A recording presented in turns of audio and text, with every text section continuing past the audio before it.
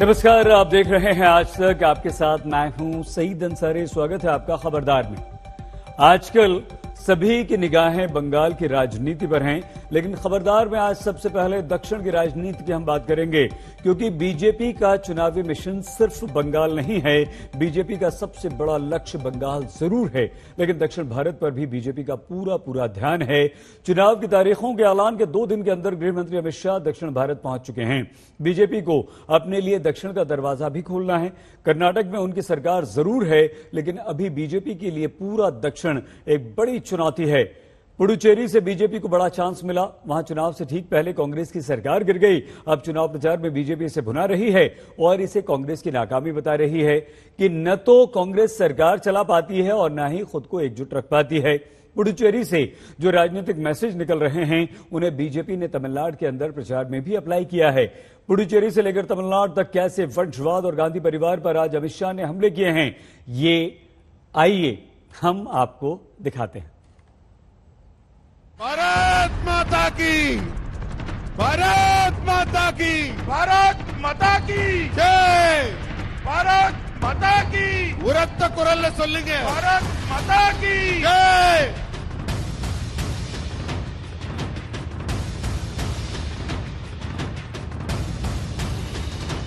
मैं पुदुचेरी की जनता को पूछना चाहता हूं कि जिस पार्टी के नेता 4 टर्म से लोकसभा में है, उसको ये भी मालूम नहीं है कि 2 साल से इस देश में मत्स्य पालन विभाग शुरू हो चुका है। वो पुदुचेरी का कल्याण वो पार्टी कर सकती है क्या? बताइए भाइयों। दक्षिण भारत पर निगाहें और राहुल गांधी पर निशाना। पुडुचेरी में अमित शाह ने अपने चुनावी जाल में वो बात पकड़ी जिस बात पर राहुल गांधी आजकल दक्षिण के चुनावी समंदर में सियासी गोते लगा रहे हैं। Now you will be wondering why I have come to eating of fishermen and I'm talking about farmers. And the reason is that I consider you to be farmers of the sea. And I think to myself that if farmers of the land can have a ministry in Delhi, then why is it that farmers of the sea do not have a ministry in Delhi? अभी राहुल गांधी यहाँ आए कुछ दिन पहले उन्होंने कहा, अरे मोदी जी, आप मछुआरों के लिए अलग डिपार्टमेंट क्यों नहीं बनाते हो? भैया राहुल, तुम वेकेशन पर थे। मोदी जी ने ऑलरेडी 2 नया विभाग बनाने का काम 2019 में ही समाप्त कर दिया है। आपको ये मालूम नहीं है। चुनाव के ऐलान के बाद पुडुचेरी में पहली रैली और अमित शाह ने कांग्रेस पर चुन कर हमला किया।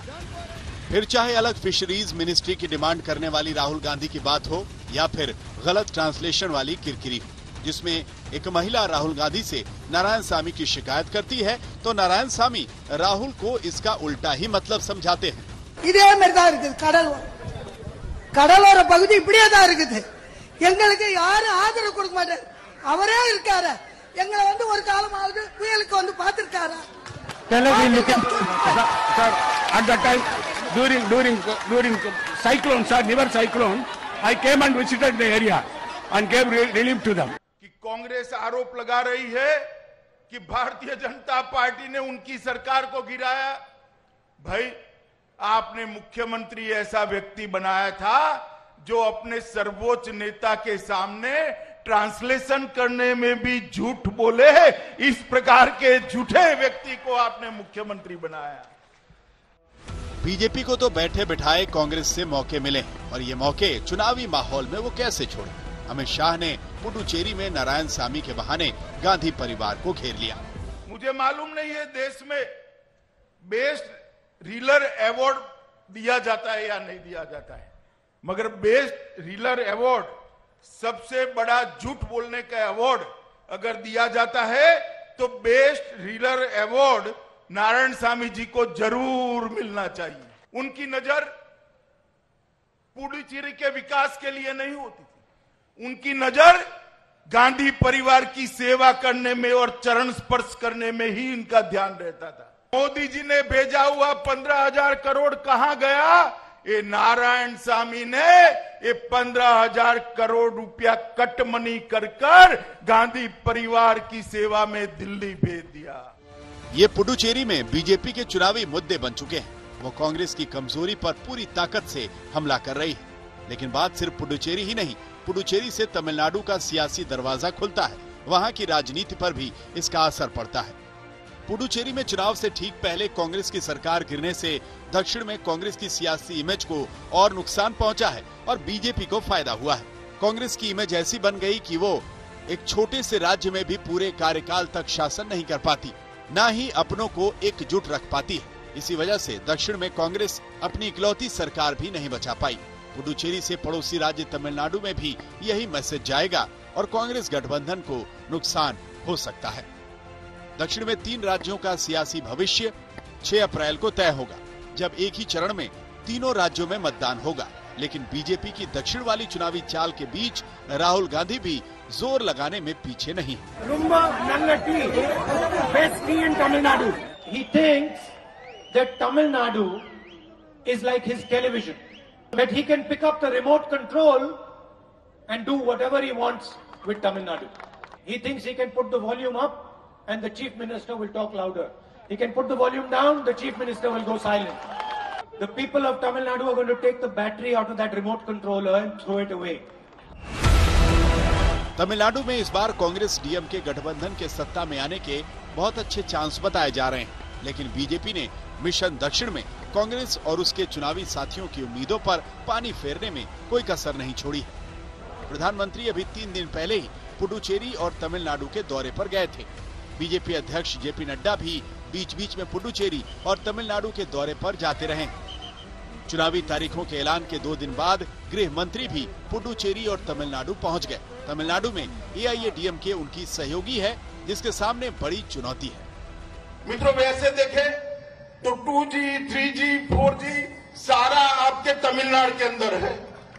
जैसे 2G मतलब मारन परिवार की 2 पीढ़ियां, 3G मतलब करुणानिधि परिवार की 3 पीढ़ियां और 4G मतलब गांधी परिवार की 4 पीढ़ियां। सारा का सारा यहाँ तमिलनाडु में हमें मिलता है। पुडुचेरी, तमिलनाडु और केरल में बीजेपी रणनीति के साथ बम्पर प्रचार कर रही है। बंगाल के बड़े मिशन के बीच वो दक्षिण के मिशन को नहीं भूली है। दक्षिण में सियासी ताकत कम होने के बावजूद वो पूरा जोर लगा रही है। आज तक ब्यूरो। भारत माता की। कांग्रेस के लिए मुसीबत यह है कि राहुल गांधी दक्षिण में प्रचार कर रहे हैं, तो चुनावी माहौल के बीच उनकी पार्टी के कई बड़े नेता जम्मू में अपनी मीटिंग कर रहे हैं। ये नेता G23 के नाम से मशहूर हो चुके हैं और इनकी कांग्रेस के आलाकमान से नाराजगी साफ साफ दिखाई दे रही है।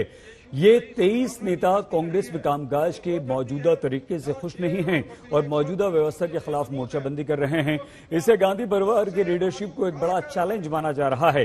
इस G23 में ही पार्टी के वरिष्ठ नेता गुलाम नबी आजाद ने आज प्रधानमंत्री नरेंद्र मोदी की जमकर तारीफ की।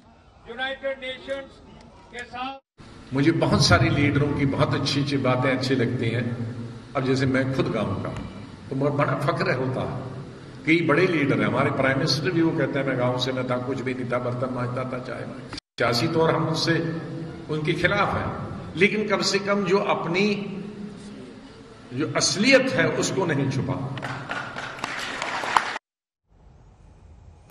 इससे पहले प्रधानमंत्री नरेंद्र मोदी राज्यसभा में गुलाम नबी आजाद की खूब तारीफ कर चुके हैं, जब उनकी राज्यसभा सदस्यता खत्म हो रही थी और वो राज्यसभा से रिटायर हो रहे थे। आज गुलाम नबी आजाद ने खुले मंच से और जिन बातों से प्रधानमंत्री नरेंद्र मोदी की तारीफ की, तो अब सवाल यह भी था कि प्रधानमंत्री के लिए इस तारीफ में गुलाम नबी के निशाने पर कौन था। लेकिन इस राजनीतिक खिचड़ी के बीच हमें बंगाल को बिल्कुल नहीं भूलना चाहिए। जब से चुनाव की बंगाल में तारीखों का ऐलान हुआ है, तब से बंगाल में टकराव और भी बढ़ गया है। ऐसी 2 घटनाएं हुई जिनमें बीजेपी के कार्यकर्ताओं और उनकी प्रचार गाड़ियों पर हमला हुआ, आरोप टीएमसी पर लगे। इनमें उत्तर 24 परगना की घटना तो बहुत ही भयानक है। यहां पर 85 साल की एक बुजुर्ग महिला को बुरी तरह से पीट दिया गया। इसका अंदाजा तो पहले से ही था कि चुनाव की डेट आने के बाद से अब यह हिंसक संघर्ष और बढ़ेगा। सवाल यह है कि क्या इस हिंसा को रोकने वाला बंगाल में कोई नहीं है?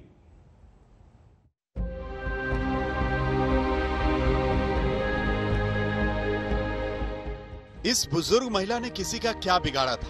85 साल इनकी उम्र है, कम से कम उम्र का लिहाज तो कर लेते। इनका क्या कसूर था जो इन्हें इस तरह बेरहमी से पीटा गया? आंखें सूज गई, पूरा चेहरा लाल है, पीटने के काले निशान साफ साफ देखे जा सकते हैं। ये सब देखने के लिए भी बहुत हिम्मत चाहिए। क्या बंगाल में इलेक्शन और पावर ही सब कुछ है? कोई दया, करुणा, इंसानियत नहीं है? ये आज का बात नहीं, नया कुछ नहीं है। यह दावा के रखने के लिए यह कोई आदमी भाजपा का दल कर नहीं सकता। तो ये जो हम लोगों का जो भाई है, भाई हम लोगों का मंडल कमेटी का सदस्य है, थोड़ा नीचो मतलब शांत शिष्ट है, इसीलिए ये लोग सोचा था जे इनको मार के हम लोगों को डराएगा। ये उस दिन रात को 12:30 से 1 बजे 10-12 आदमी दारू पी के मुंह में आपका मुखोश पर के काट डाल के आप लोग दर्जा भांग के इनको मारा। इनका देखिए 75 का उम्र है, इनका मामी बीमारी है, इनको भी नहीं छोड़ा। आसपास के लोग और चश्मदीद साफ बता रहे हैं, गोपाल मजूमदार और उनकी मां को घर में घुसकर पीटा गया। इस बुजुर्ग मां और खुद गोपाल मजूमदार की हालत आप देख रहे हैं। घर की हालत भी पूरी कहानी बयां कर रही है। ये घटना जो हम लोग सुने एवं आज आके जो अपने आंखों के सामने देख रहे हैं, ये बहुत ही दर्दनाक घटना है, जो मैं खुद फील कर सकता हूँ कि जघन्य घटना है। क्योंकि ये हम लोगों की व्यर्थता है कि भारतीय जनता पार्टी में करता हूँ, मैं इस जिले का युवा मोर्चा का साधारण संपादक हूँ। हम लोगों के रहते हुए हम लोगों के माँ अत्याचारित हो रहे हैं बंगाल में। पूरे सिर्फ यहाँ का घटना नहीं, पूरा बंगाल जुड़ के हो रहा है, लेकिन इसका जवाब हम लोग देंगे। बीजेपी के लोग गुस्से में। नॉर्थ 24 परगना में जिस गोपाल मजूमदार और उनकी मां पर आधी रात हमला हुआ, वो परिवार बीजेपी से जुड़ा हुआ है। आरोप टीएमसी पर लगे कि उनके कार्यकर्ताओं ने ये हमला किया। ये खामाखा बीजेपी वालों को दिमागी खराब हो गया है। ये माँ बेटा भाइयों के झगड़ा है, ये अंदरूनी मामला है, घर के मामला है। इसमें पार्टी को घसीटना ये शोभा नहीं देता है। जो बीजेपी कर रहा है वो अपने पैर पे कुल्हाड़ी मार रहा है।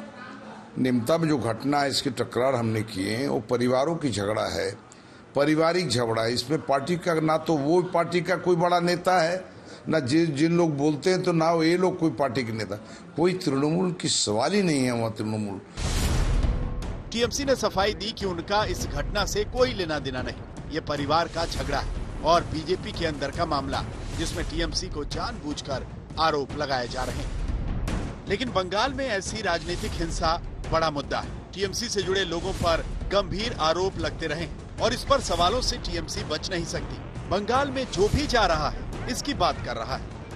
भारतीय जनता पार्टी के कार्यकर्ता मारे जा रहे हैं, पीटे जा रहे हैं। हमारे 130 कार्यकर्ताओं की हत्या हुई है, बलिदान हुआ है। उनका बलिदान व्यर्थ नहीं जाए। टीएमसी का मतलब ये हो गया तोड़ो मारो काटो।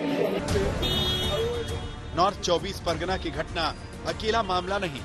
चुनावों की तारीखों का ऐलान होते ही कोलकाता के कड़ापारा में हिंसा की पहली घटना हुई थी, जब बीजेपी की प्रचार गाड़ियों में तोड़फोड़ हुई थी।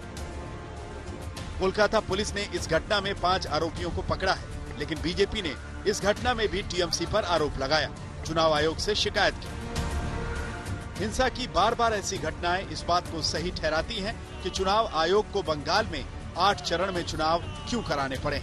मकसद यही है कि चुनाव में हिंसा को रोका जा सके। लेकिन ये सब जानते हुए भी ममता बनर्जी ने चुनाव की तारीखों पर सवाल उठाए और ये आरोप लगाया कि बीजेपी के फायदे के लिए 8 चरण में चुनाव कराए जा रहे हैं। कोलकाता से इंद्रजीत कुंडू के साथ आज तक ब्यूरो। आइए बात करते हैं दिल्ली में दूध की सप्लाई पर। हरियाणा के हिसार की खाप पंचायत ने यह फैसला किया है कि दिल्ली में डेयरी को दूध की सप्लाई हम बंद कर देंगे और अगर देंगे भी तो 100 रुपए प्रति लीटर के हिसाब से। खाप पंचायत ने किसान आंदोलन का समर्थन करते हुए यह ऐलान किया है कि 1 मार्च यानी कल से हमारा यह फरमान लागू होगा। इस ऐलान के साथ सवाल यह भी उठने लगा कि अगर इसका असर दिल्ली पर पड़ा तो क्या राजधानी दिल्ली में दूध की कमी हो जाएगी, दूध महंगा हो जाएगा। एक आंकड़े के अनुसार दिल्ली में हर दिन 70 से 80 लाख लीटर दूध की खपत होती है और इसका ज्यादातर हिस्सा हरियाणा और उत्तर प्रदेश से ही आता है। दिल्ली में अमूल दूध के अभी 12 प्रोसेसिंग प्लांट्स हैं। इन 12 प्लांट से 44 लाख लीटर दूध का हर दिन उत्पादन होता है। उधर मदर डेयरी की बात करें तो दिल्ली के बाजार में 66% मार्केट पर मदर डेयरी का कब्जा है। तो हर दिन मदर डेयरी से 25 लाख लीटर दूध की बिक्री होती है।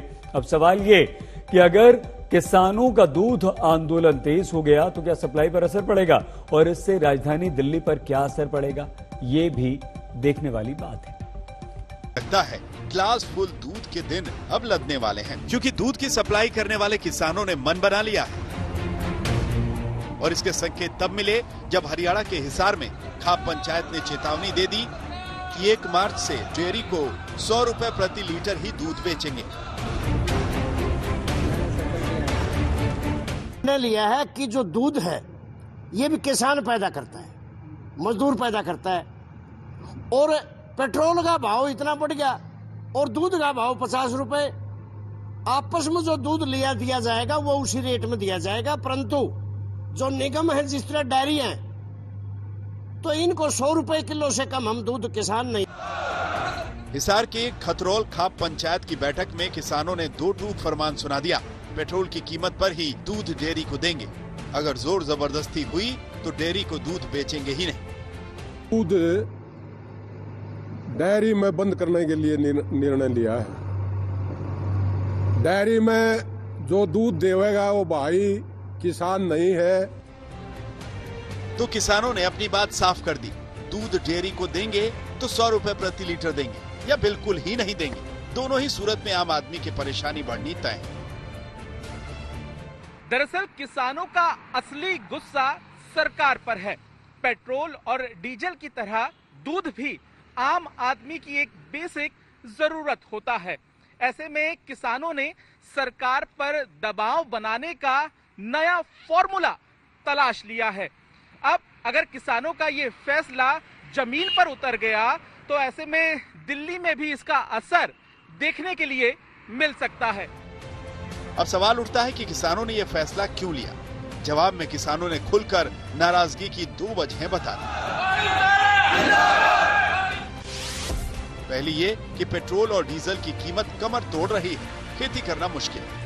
दूसरी वजह ये कि 3 महीने से ज्यादा हो गए किसानों को दिल्ली के बॉर्डर पर बैठे हुए, लेकिन कोई सुनवाई नहीं हो रही। किसानों ने आरोप लगाया सरकार बातचीत का अब तक भ्रम फैलाती रही, लेकिन असल में तीनों कृषि कानून वापस लेने की कोई मंशा नहीं है। वो हमारी सब्र की परीक्षा ले रहे हैं। ये सरकार ने सोच लेना चाहिए, बस शांति में जो ये बैठे हैं कुआ न कुआ मतलब इस शांति का भ्रम भी मतलब जिस तरह सब्र भी टूटेगा। सरकार आपकी मांग फिर पूरी नहीं करती है। हाँ, सरकार अपने काले कानून वापस नहीं लेंदी और जय मतलब MSP पर कानून नहीं बनाती तो मतलब हमारा सब्र का बांध टूटेगा एक दिन। सरकार को, केंद्र की सरकार को और हरियाणा सरकार को अति शीघ्र हमारी किसानों की जत्थेबंदियां उनको बुला करके तीनों काले कानून वापस ले, MSP गारंटी दे, अन्यथा 28 तारीख को जो हमारी दिल्ली में बैठी जो जत्थेबंदियां जो ऐलान करेंगी। सवाल उठता है कि हरियाणा के किसानों के ऐलान का दिल्ली पर क्या असर पड़ेगा। क्या दिल्ली में दूध 100 रुपए प्रति लीटर से ज्यादा में मिलेगा? क्या किसान आंदोलन का असर दूध पर होने वाला है? क्या दिल्ली में दूध की कीमतें 2 गुनी होने वाली है? ये लगभग तय है कि अगर हरियाणा से दूध की सप्लाई पर असर पड़ा तो दिल्ली में दूध की कीमतें आसमान पर होंगी, क्योंकि दिल्ली में हरियाणा और यूपी से बड़ी मात्रा में दूध आता है। दूध किसानों के फैसले पर जब सवाल हरियाणा के गृह मंत्री से पूछा गया तो उनका दिलचस्प जवाब सामने आया, वो आप भी सुनिए। नहीं, अब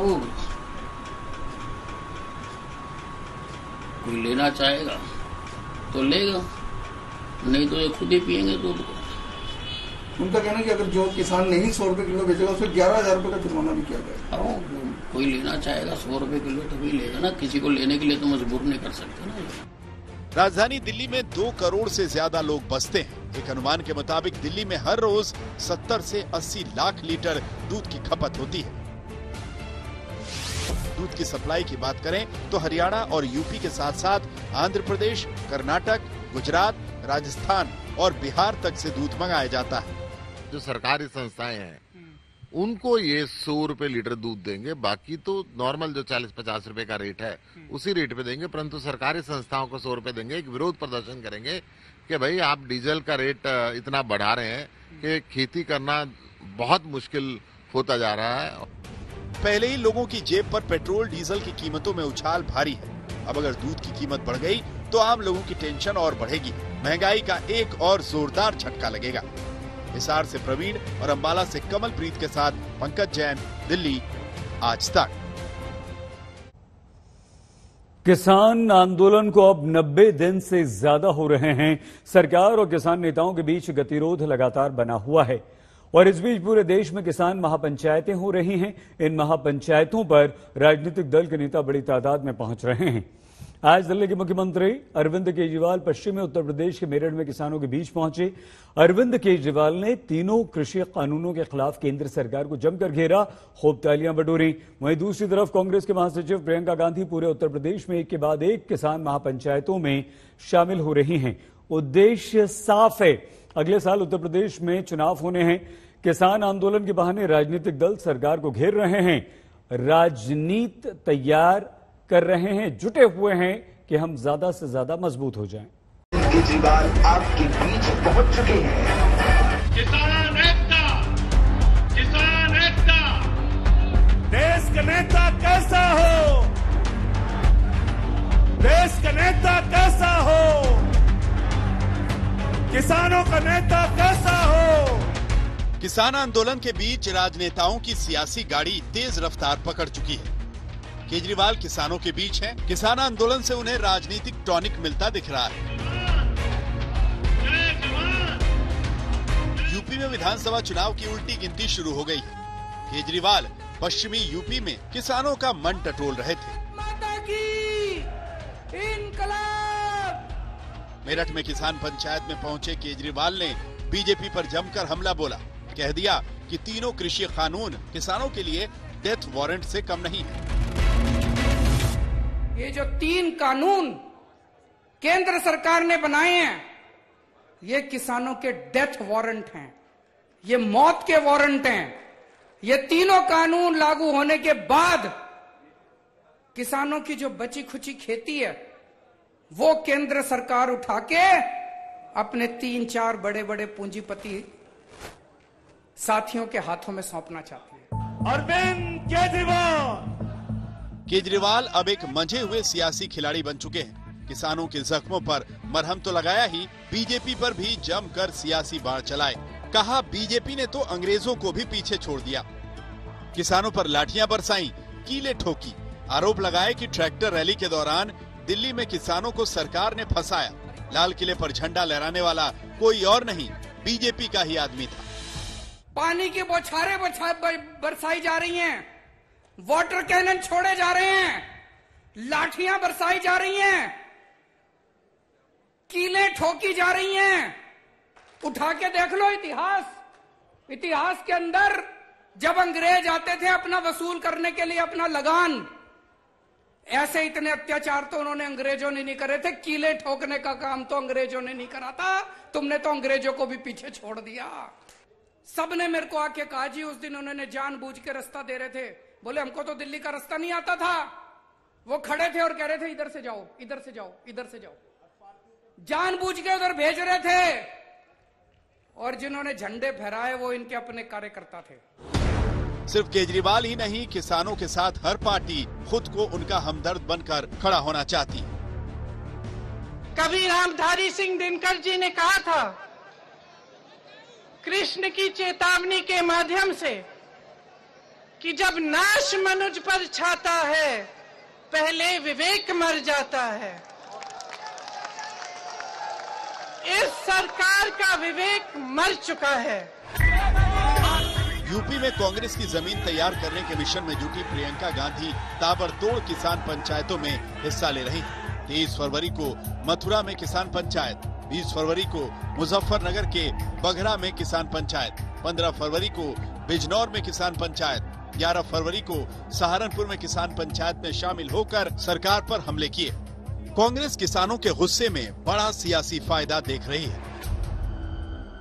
दाम आपके साथ कानून है, ऐसा कानून है कि अगर आपको कोई आपत्ति हो, आपने सौदा कर लिया किसी कंपनी के साथ, कंपनी ने आपको दाम नहीं दिया, आपका उपज नहीं खरीदा, आपको परे कर दिया, तो आपकी सुनवाई कहीं नहीं है। इस कानून में लिखा है कि आप अदालत में भी नहीं जा सकते, कि आपकी सुनवाई सिर्फ एसडीएम तक होगी।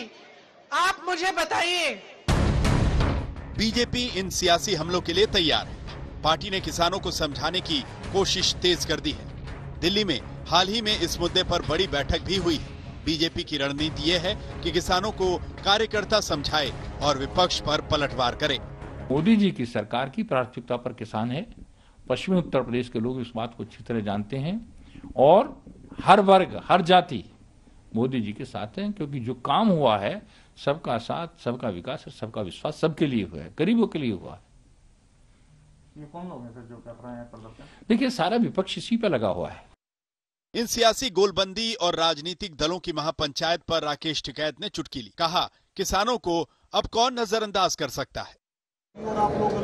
अरे हमारा क्या मतलब भाई, इनसे पॉलिटिकल वालों से किसान के नाम पे अरे करो जो, तो किसान का तो नाम सबको लेना पड़ेगा भैया। राकेश टिकैत ने साफ कर दिया कि 1 मार्च से 22 मार्च के बीच 14 किसान पंचायत देश भर में होंगी। ये भी साफ है कि पंचायतों का मकसद एक ही है और वो है सरकार के खिलाफ गोलबंदी। आज तक ब्यूरो। भारत ने आज अंतरिक्ष में सफलता की एक नई कहानी लिख दी। इसरो ने पीएसएलवी C-51 को सफलतापूर्वक लॉन्च कर दिया। कोरोना के बीच 2021 की यह पहली लॉन्चिंग है। पीएसएलवी C-51 के जरिए ब्राजीली उपग्रह अमेजोनिया 1 को लॉन्च किया गया। इस लॉन्चिंग में क्या है विशेष, देखिए हमारी इस रिपोर्ट में। Launch vehicle ready and awaiting for its liftoff. Minus 15 seconds. 10, 9, 8, 7, 6, 5, 3, 2, 1. Taking the right direction. Liftoff not at 5 seconds. Logistic liftoff and the announcement of normal liftoff from the range operational director. कामयाबी खुद बोलती है। इसरो के वैज्ञानिकों का हुनर बोल रहा है। दुनिया एक टक भारत की इस उड़ान को निहार रही है। Logistic liftoff and the announcement of normal liftoff from the range operations director. ISRO ने श्रीहरिकोटा अंतरिक्ष केंद्र से सुबह 10:24 पर इस साल का पहला रॉकेट प्रक्षेपित किया है। पीएसएलवी C-51 से ब्राजील के एक मुख्य सैटेलाइट अमेजोनिया के अलावा 18 दूसरे सैटेलाइट को अंतरिक्ष में भेजा गया। In this mission, India and ISRO feel extremely proud and honored and happy to launch the first satellite designed, integrated and operated by Brazil. In the prime satellite. Amazonia 1 satellite Brazil का पहला optical earth observation satellite है। Amazonia 1 के बारे में बताया जा रहा है कि ये उपग्रह ब्राजील के अमेजन क्षेत्र में वनों की कटाई की निगरानी करेगा। ब्राजील के लिए विविध कृषि के विश्लेषण के लिए आंकड़े मुहैया कराएगा। प्रमोचन यान अपने अधिकतम गतिक दाब से गुजर रहा है। अमेजोनिया 1 ब्राजील को 4 साल तक डेटा भेजता रहेगा। इस ऐतिहासिक पल में ब्राजील के साइंस और टेक्नोलॉजी मंत्री खुद मौजूद थे। इसके साथ ही ब्राजील से आया वैज्ञानिकों का एक दल भी था। Very, very happy day. I would like first to congratulate all and each one of you that worked so hard. Into the expectation for this mission. Both the strap-ons have ignited on ground. PSLV C-51 की कामयाबी के साथ ही प्रधानमंत्री नरेंद्र मोदी की तस्वीर भी अंतरिक्ष में स्थापित हो गई। दरअसल स्पेस किड्स इंडिया नाम के स्टार्टअप ने सैटेलाइट में करीब 25,000 लोगों के नाम भेजे हैं। इसमें प्रधानमंत्री नरेंद्र मोदी का नाम और फोटो भी सैटेलाइट के ऊपरी पैनल पर लगाया गया है। इसके साथ भगवत गीता भी अंतरिक्ष में भेजी गई। भगवत गीता को अंतरिक्ष में ले जाने का विचार स्पेस किड्स इंडिया का था। इसरो की इस कामयाबी पर बधाई संदेश का तांता लग गया।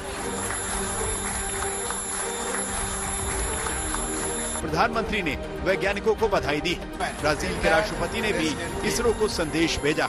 इस सफलता के साथ ही इसरो की तरफ से लॉन्च किए गए विदेशी सैटेलाइट की कुल संख्या बढ़कर 342 हो गई। नागार्जुन के साथ आज तक ब्यूरो। किसान आंदोलन के नाम पर राजनीति जारी है, लेकिन राजनीति अकेले दिल्ली या किसान आंदोलन की नहीं है। बीजेपी अध्यक्ष जेपी नड्डा आज प्रधानमंत्री नरेंद्र मोदी के संसदीय क्षेत्र वाराणसी पहुंचे। वाराणसी में नड्डा ने बीजेपी नेताओं के साथ बैठक की और इस बैठक में बीजेपी 2022 में होने वाले यूपी चुनाव की तैयारी पार्टी में आने का अवसर मिला। संगठन की दृष्टि से एक बैठकों की श्रृंखला के साथ साथ आज इस क्षेत्रीय कार्यालय का भी विनिर्देश करने का मौका मिला। जब पूरे देश की निगाह बंगाल पर टिकी हुई है, ठीक उसी समय बीजेपी ने उत्तर प्रदेश पर निगाह जमा दी है। यूं तो 2022 में यूपी में चुनाव होने हैं, लेकिन बीजेपी अभी से चुनावी मोड में आ गई है। ये तस्वीरें उसी कड़ी का हिस्सा हैं। बीजेपी के अध्यक्ष जगत प्रकाश नड्डा वाराणसी पहुंचे तो उनका स्वागत इस तरह से किया गया। जमकर नारेबाजी हुई। जेपी नड्डा पीएम के संसदीय क्षेत्र वाराणसी में 2 दिन के लिए पहुंचे। वाराणसी पहुंचते ही गोकुल धाम में उन्होंने बीजेपी के आला नेता, सांसद, मंत्री और पदाधिकारियों के साथ बैठक की। भारतीय जनता पार्टी पंचायत चुनाव को पूरी सक्रियता के साथ ले रही है। इसके साथ ही 2022 के चुनाव की रणनीति भी यहीं से शुरू होती है। यही कारण है कि पहले अवध प्रांत और उसके बाद अब काशी क्षेत्र में आकर के जेपी नड्डा संगठन को मजबूत करने की दिशा में 2 दिवसीय दौरे पर हैं और ताबड़तोड़ बैठकों के जरिए मंथन होगा कि आगामी पंचायत चुनाव को लेकर के क्या रूपरेखा हो और कैसे बीजेपी इन चुनावों में भी वही काम कर दिखाए जो पहले दिखा चुकी है। बैठक के बाद जेपी नड्डा ने बीजेपी के उस हेडक्वार्टर का उद्घाटन किया जिसकी नींव खुद अमित शाह ने रखी थी। इस उद्घाटन के साथ ही नड्डा ने ये जता दिया कि बीजेपी 2022 के चुनाव के लिए कमर कस चुकी है। सारी राष्ट्रीय पार्टी रीजनल पार्टियां बन गई और भारत में इंडियन नेशनल कांग्रेस की पार्टी को मिला करके सारी पार्टियां परिवार की पार्टियां बन गई। सारी पार्टियां परिवार की पार्टियां बन गई। ये भारतीय जनता पार्टी है जहां पार्टी ही परिवार बन गया, बड़ा परिवार बन गया। ये हमको समझना चाहिए। बीजेपी के नेता भी यही कह रहे हैं कि वाराणसी से ही यूपी जीतने का प्लान बनेगा। विजय की हवा यहीं से चलेगी। Varanasi holds a very important position, not only culturally and religiously, but also politically. So I think it's the gateway to the east, and it's the Prime Minister's constituency, so it gains more importance. आज तक के खास कार्यक्रम सीधी बात में उत्तर प्रदेश के मुख्यमंत्री योगी आदित्यनाथ ने भी कहा था कि उत्तर प्रदेश में बीजेपी 350 सीटें जीतेगी। बीजेपी 350 सीट उत्तर प्रदेश के अंदर जीतेगी। 350, इससे कम नहीं। अपने सहयोगियों के साथ 350 से कम सीट बीजेपी। सहयोगी तो बचे नहीं, छोड़ के चले गए। जो भी है कहाँ से लाओगे? तोड़फोड़ करोगे क्या? तोड़फोड़ क्या करना, हमारे पास सहयोगी भी हैं, हमारे साथ लाएंगे भी और सहयोगी। बीजेपी अभी से यूपी जीतने का प्लान कर रही है, लेकिन समाजवादी पार्टी कह रही है कि यूपी में बीजेपी के दिन लगने वाले हैं। बीजेपी की अब विदाई है, चाहे कितना ही मेहनत करे। किसान, मजदूर, छात्र, नौजवान, बेरोजगार, हर आदमी परेशान है और हर आदमी इनके खिलाफ है। कुछ भी ये कर लें, उत्तर प्रदेश से इनको जाना है। अखिलेश जी को पूरा भारी बहुमत से सरकार बनाना है, जनता बनवाएगी। विपक्षी दल चाहे जो कहे, लेकिन बीजेपी की बैठक ने बता दिया कि यूपी के चुनाव को लेकर उनकी तैयारी विपक्षी दलों से एक कदम आगे है। बनारस में 16 जिलों के पदाधिकारियों की बैठक के साथ विधायक और सांसदों के साथ में जेपी नड्डा ने मंथन किया। वहीं कार्यालय के उद्घाटन में मंच से कार्यकर्ताओं से आह्वान किया कि मोदी सरकार की योजनाओं के साथ अंत्योदय की बात करनी है और आने वाले चुनाव को लेकर के अभी से तैयारी शुरू करनी है।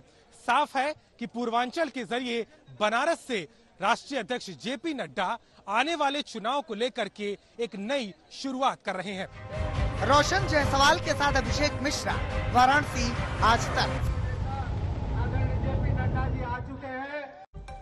खबरदार में आज के लिए बस इतना ही। देखते रहिए आज तक।